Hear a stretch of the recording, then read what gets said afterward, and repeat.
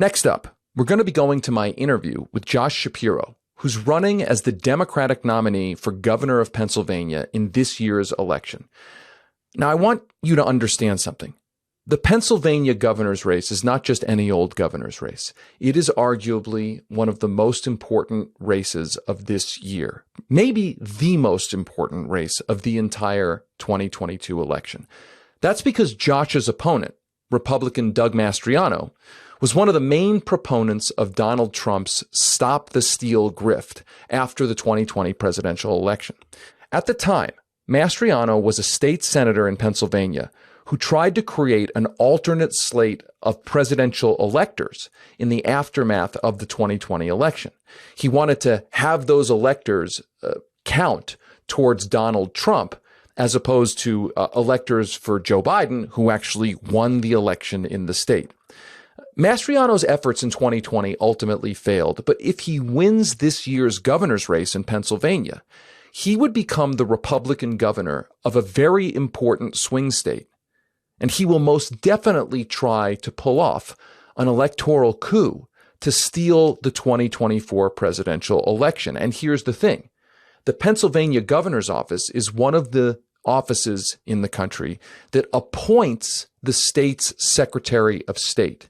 It appoints the state's top election official, as opposed to that top election official being an independently elected office. So it gives the governor enormous power over elections. So imagine the dystopia here, where we're heading into the 2024 election, and you've got a Republican governor who tried to steal the election for Donald Trump, a Republican legislature because of gerrymandering in Pennsylvania, that confluence able to essentially declare, even before the election happens, that Pennsylvania's electors will go to the Republican nominee for president, regardless of what happens in the state. That is not far-fetched. That is a very real possibility.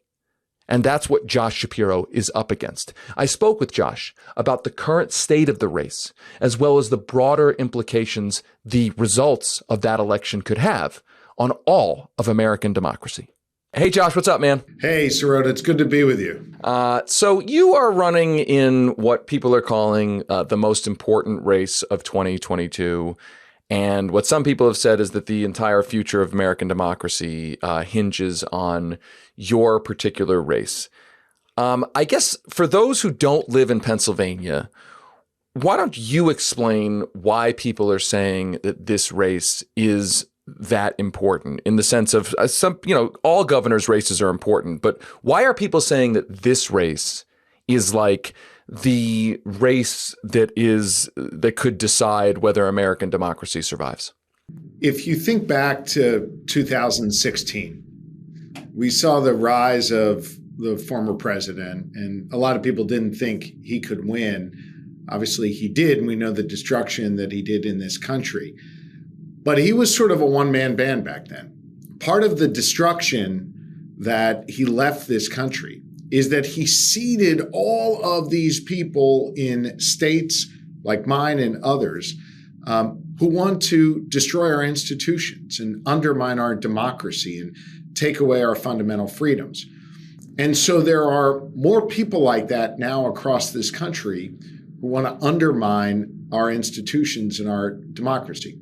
I think exhibit A of that is Doug Mastriano. He is the dangerous extremist that I'm running against in this gubernatorial race in Pennsylvania. And of course, I don't need to tell you this. Pennsylvania is the ultimate swing state. And oftentimes, as Pennsylvania goes in a presidential race, so goes the nation. And in a commonwealth like ours, the governor, by law, has the authority to oversee all elections through his appointment of a Secretary of State and to individually certify the winner of an election. And he has already said that he wants to make sure all 19 electoral votes here in Pennsylvania go to Donald Trump in 2024. So I think in part it's because these dangerous extremists have sort of, popped up across the country. thanks to the former president. This guy's the most dangerous and most extreme of them all. He's the nominee of the Republican Party in a state that oftentimes is the most pivotal in the nation. And so the stakes could not be higher, David. Your campaign, or at least the Pennsylvania Democrats, there was some suggestion that there was an effort to get Doug Mastriano to be the Republican nominee on the idea that a particularly cartoonishly extremist lunatic as the Republican nominee would be an easier candidate to run against in the general election. But polls show that the race is extremely close. I mean, there was an AARP poll that had you up 49-46. There was a poll 2 weeks ago, 44-40. And there's some concern that the strategy may have worked. You got the nominee, an extremist nominee as a Republican nominee, but of course it's a high stakes risk in the sense of if you don't win, then Pennsylvania has an even more far right extremist governor than perhaps it might have been had another candidate won. What do you say to those who are nervous about the strategy of trying to get the most extremist, cartoonishly lunatic as a nominee? Because other states have pursued that as well. Right. So let me address both parts of what you said. The so-called strategy, I'm going to push back on that a little bit on you. And then second, the closeness of the race, right? Those are kind of the two important points in your question. Number one, it was clear about a month out from all of the public polls and private polls that Mastriano was going to win that 14-way Republican primary. And by the way, he won by 20 plus points in a multi candidate field. What we did was start the general election early. And if you notice, David, we spoke about his role to try and undermine democracy, his efforts to take away a woman's reproductive freedoms. And they are the exact same themes we talked about then that we're continuing to talk about now. So we got to jump on the general election campaign. And the reason why we did that dovetails with the second point you made about the closeness of the race. Now, they were public polls and they're not always super accurate, but they do paint a picture of this being a close race because you know what, David? It is a close race. And the reason it's a close race is because every damn race in Pennsylvania is close. If you go back and look at the history here, in 2016, our presidential race, and in 2020, our presidential race were both settled by less than 1 percentage point. And by the way, in both of those cases, I won when Hillary Clinton lost, and I won in 2020 and dramatically outperformed Biden and, frankly, anyone else who's ever run in the history of Pennsylvania. And so I know how to win tough races. It's going to be close. And this guy was going to win anyway. The last thing I'll say on that is this. Someone asked me the very question that you just did the other day in the context of the Dobbs decision. Of course, that's the decision that overturned Roe v. Wade and sent the issue back to the state. And, you know, my opponent believes that all abortions should be banned. There should be no exceptions for life or health or if you're raped or subject to incest. But understand that every single one of those Republicans running would sign that bill into law as well. So it's not as though there's some huge difference between where he was and where he is and where the Republicans he was running against were. The bottom line was he was going to win, and we wanted to start making a clear contrast. As much of a swing state as Pennsylvania is, for those who don't know, the legislative districts are so effectively gerrymandered that it's a full Republican legislature, and that's likely to remain the case. So the abortion issue is certainly a live issue in Pennsylvania in this race and in the election. You've said that you will not obviously sign any bill to ban abortion, restrict abortion in Pennsylvania.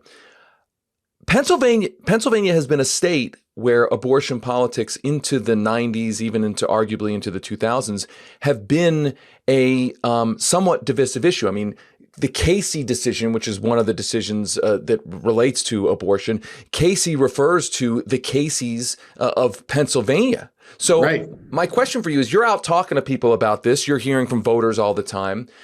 Has the politics of abortion changed in Pennsylvania? And I want to remind folks, Bob Casey, the governor of Pennsylvania, a Democrat who was an anti-choice Democrat. So the politics have been a little different in Pennsylvania. What are they like now, and have they changed from that era? Look, Pennsylvania is a lot different, David, since you left, or since the spectrum on your T-shirt was imploded there. I have always leaned in on the issue of abortion rights and reproductive freedom. I believe abortion is health care. Back in 2016, when I was running for attorney general, I ran ads talking about how I would always defend a woman's right to choose, even in Western Pennsylvania, where, as you recall, this was an issue that was, probably leaned the other way for many years. I've never been afraid to lean in on these issues.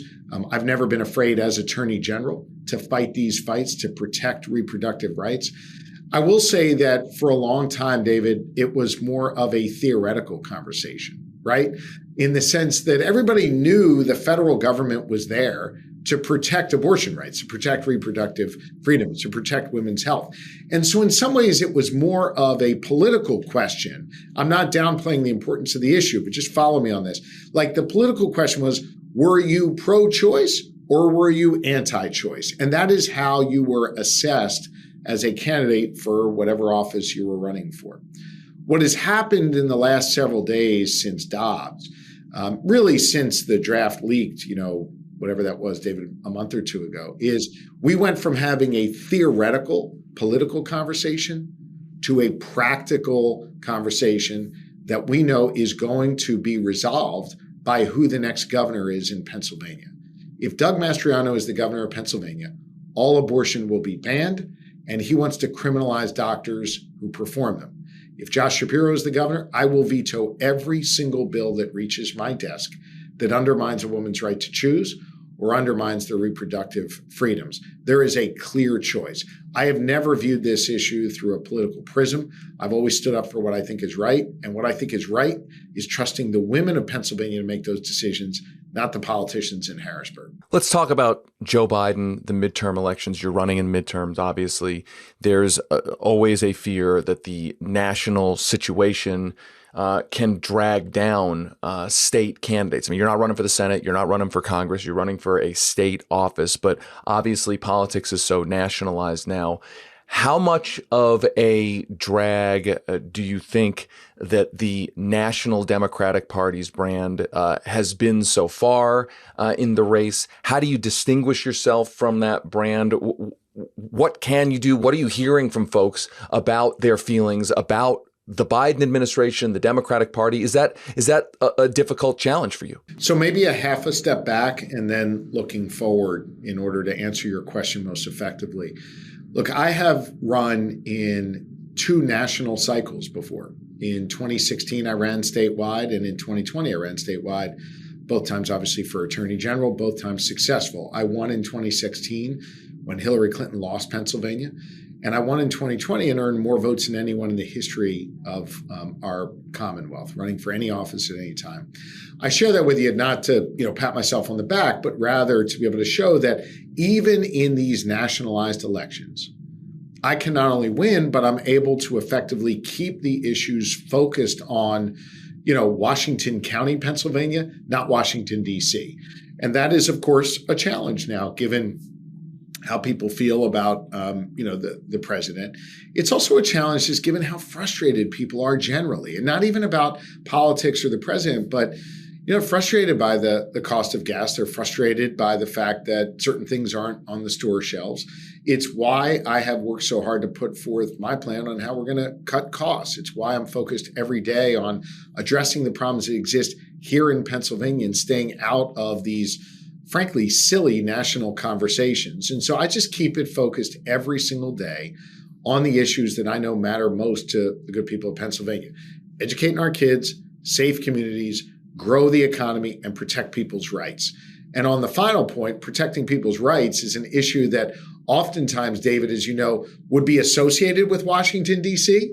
Yet because of the conduct of this Supreme Court, what we're seeing is those issues are now within the purview of the state. And so we're making these state-centered issues, whether it is reproductive freedoms, whether it's how to protect our planet, or so many other issues they're now issues in the state realm, and I'm focused on this state race. Just to follow up on that, there's this whole conversation that happens every election cycle in the Democratic Party, this supposed debate between so-called moderates. I don't even know what that word means, and the left. I'm starting to not understand what that word means either. I mean, it's just these words they don't really mean. Like, I'm not sure what they even people think they mean anymore.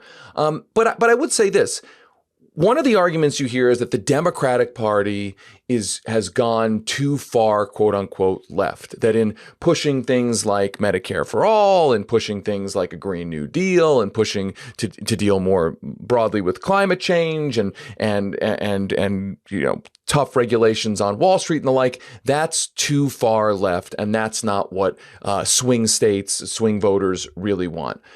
I'd like your thoughts on this whole conversation about moderate versus the left versus where do you see yourself in the party? Like, what are your thoughts on that? Yeah, well, first off, I've never really had a conversation with a voter, with a constituent, with a Pennsylvanian, where they're talking about, the left or the right or this ideology or that ideology.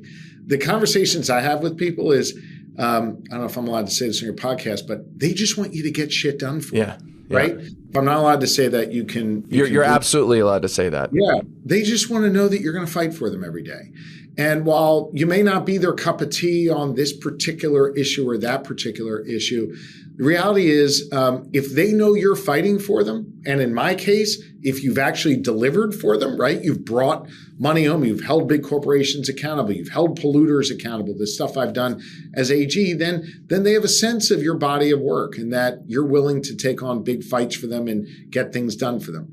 At the end of the day, I think that actually unifies the so-called left and right and middle or whatever you want to call it. They just want government to work. They want to know you have core convictions, even if they happen to disagree with your core convictions. They want to know that you give a damn about them, that you care about something, and you're going to be willing to fight for them. A quick story that I think elucidates this. Bradford County, Pennsylvania, which is up in the northern, kind of northeastern part of our state along the New York State border. It's super conservative, David. I'd have to go back and look, but the top of the ticket, Clinton and Biden probably lost there about 80-20, just to give you a sense of the politics.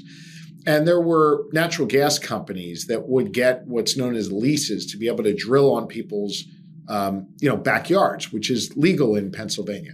And so they'd go to the homeowner, they'd sign a lease, and they'd say, if we extract this amount of natural gas from the ground, then we will pay you X. And what they pay is known as a royalty. Well, of course, Chesapeake Energy, who are not good actors, they come, they get everybody sign these leases. And then what they did was they never paid the royalty, right? And so I sued Chesapeake. And I went up to Bradford County, a place where politically, you'd think that they wouldn't agree with me. And I said, I got your back. I'm going to get you your money back. And you know what? I remember one guy who grabbed me. He was wearing one of those red, whatever they're called, the MAGA hats or whatever. And he kind of motions over to me, David, to come talk to him. And he points at me and goes, well, I don't like your views on abortion. I don't like your views on gay rights. I don't like that you keep suing my president, meaning Trump. But you know what? You're the only guy who showed up here and you're fighting to get me my money back. And I'm going to vote for you every time. Now, look, David, I don't know if he voted for me, right? I hope he did. But I do think that conversation is more indicative of the conversations I have around Pennsylvania, that people are just glad when you show up, treat them with respect, fight like hell for them, even if ideologically they don't always see eye to eye with you. And I think we have to get away from this kind of DC conversation of are we left, are we right, are we middle, and instead just focus on delivering real things for people and making their lives better. So that's a good segue to the question of climate. We keep hearing really, really terrifying warnings about what the world is going to be if we don't stop fossil fuel extraction, fossil fuel burning, carbon emissions, and the like. Pennsylvania is ground zero to this in the same way where I'm talking to you from. Colorado is ground zero. We have a huge fracking industry. Pennsylvania has fracking coal. We have coal too. My question to you is, if you become the governor of the state, what is your position on whether there should be more fracking, whether there should be more coal development? what are the things you're going to have to navigate in terms of the things that come up when we talk about this, where it's a question of, do we keep fracking and coal development and the jobs and that come with them and the communities that are supported, or do we do what the scientists are screaming at us to do before it's too late? What are your thoughts on that? What are you going to do? The first thing you need to do is build a new coalition that cares about our planet, that cares about the future of your kids and my kids and their children. We cannot address climate change, particularly, by the way, given the ruling from the Supreme Court yesterday, essentially saying it's going to be up to Congress or state legislatures. It can't be done very much through a regulatory structure. We can't do it unless we build a new political coalition. When I say political, I mean that kind of lowercase p, right? With people from all walks of life coming together, recognizing this is a real, serious, clear and present danger, and we must act. That is how I feel. Now, I feel in order to accomplish that, you can't just force everybody to eat their broccoli all the time. You have to show that in building a coalition, you can do that by helping people see that you can address climate without always feeling like you're eating broccoli. That you can address climate without having to buy an $80,000 Tesla, and that's the only way you can do it, right? Which is what I think some people feel. So here's an example of how I do that in the Commonwealth. The number one driver of greenhouse gas emissions right now is orphaned wells and mines. Not a sexy topic, but a real one. About 13.5%, 14% of our annual greenhouse gas emissions come from all these wells that dot all across these kind of northern tier communities. By the way, largely very Republican communities in Pennsylvania. And you go over to one of those and take out a Zippo lighter, which, by the way, comes from Bradford, Pennsylvania, and you light it, you will see a massive fire come out of any one of those wells because they're all leaking an insane amount of methane. So the first thing I want to do as governor is take the federal dollars that have come in, marry that up with a pot of state dollars, and plug all of these roughly 250,000 orphan wells and mines. And in doing so, David, what we're going to do is not only address climate, but we begin to build a new coalition of partners to address climate, like the building trades, like others in those communities, those Republican communities, who are going to be doing the work to improve our environment and public health. Now, the question then you should press me on is, okay, well, then what do you do after that?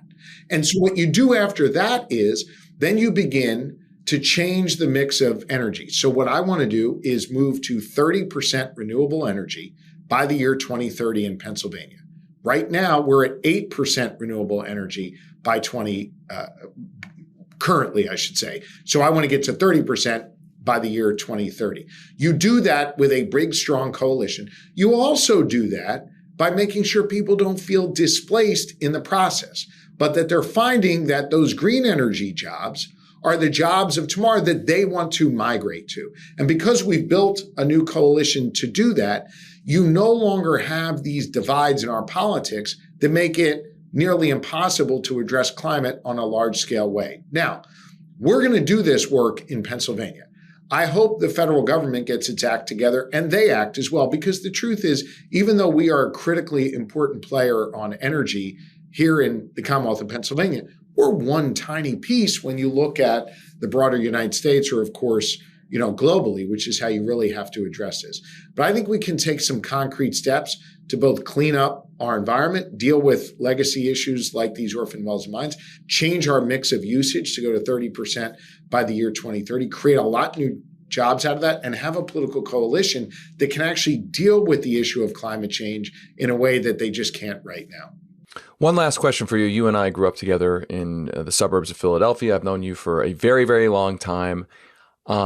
I just want you to talk a little bit about the experience of campaigning in such a hotly contested race in what seems to be an intensifying cauldron of anxiety and anger. You face down Donald Trump's efforts to steal the election as Attorney General of Pennsylvania. You essentially defended the Pennsylvanians' voting results in that election, and I'm sure you got your share of threats. Just give us a sense of the campaign trail. Do you feel that heat? Do you feel are there days when you're like, man, it's just like this feels the political environment right now feels completely out of control? Do you feel a sense of intimidation on the campaign trail? I mean, I know I've known you a long time. You're not a wimpy guy, but like, I just wonder if it gets to you, and if it does, what you draw on to move through it. It's a great question. It's not a question I get every day. I feel the heaviness of this, the weight of this, every single second of every minute of every hour of every day. I also am keenly aware, David, that this race is way bigger than me, way bigger than Josh Shapiro. I get that my name is on the ballot, but people's rights are on the line. The future of our democracy is at stake. And while I understand that that is not typical in a governor's race, I'm prepared to meet this moment. I really am. I don't let the noise that you're describing sort of get to me. I don't get too high when we have, the big rallies with thousands of people come out cheering, and I don't get too low when people are out there saying, the nasty stuff they say. I have a very, very serious job to do, which is to win this race, to stop the type of sort of fascist approach that my opponent wants to bring to protect our freedoms and to defend our democracy that was, literally born just a couple blocks from here. And so I feel the weightiness of this moment. I'm also fueled by the very personal conversations that people have with me. The moms who are scared to death about sending their kids to school, the women who along the rope line after we had a rally about abortion rights this weekend at the National Constitution Center, the number of women who talked to me about their experiences of being raped and how scared they are to live in a place where their protections might go away if Doug Mastriano wins this election. The folks who are concerned about their safety in their communities. Like, these are powerful conversations that fuel me and help me move every day, along with the swift kick in the ass I get from my wife every morning to get going. But I'm aware that this is an important moment. I'm aware that I'm in a position where I have to deliver, and I'm also keenly aware that this is way bigger than me. And I relish this moment. I'm prepared for it. And we're going to win. Well, I'm not just saying this. Well, maybe I am just saying this because I know you so well, but I really do mean it. There is nobody I would want in the position that you're in other than you, in the sense of being ready for it, having the record and the experience to do it, because I'm sure it is a wild, wild ride, and we will continue to cover it here in our work. And I just want to thank you for taking time with us, and thank you for your friendship over so many years. And most importantly, good luck, man. I mean, everything you said about how important this race is cannot be stated enough. Good luck with it. I appreciate it. I'm going to invite you to, let's do the next podcast here in Pennsylvania. You can join us on the trail and see what we're seeing out there every day. It's really powerful. Well, my mom is definitely listening, and she always will be. She'll be happy that you're giving me another excuse to come home to Philly to see the parents. We love it. We'd love to have you back. And thanks for the work you're doing. I look forward to seeing you back in Pennsylvania soon. Thanks, man. We'll talk soon.